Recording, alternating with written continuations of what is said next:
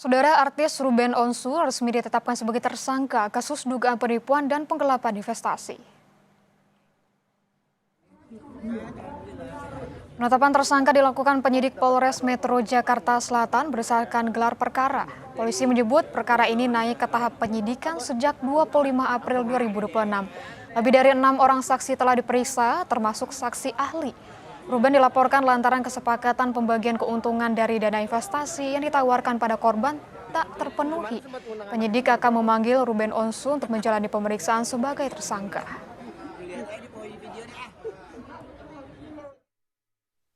Telah dilakukan gelar perkara, yang dari gelar perkara peserta gelar sepakat terhadap terlapor saudara RSO statusnya dialihkan sebagai tersangka.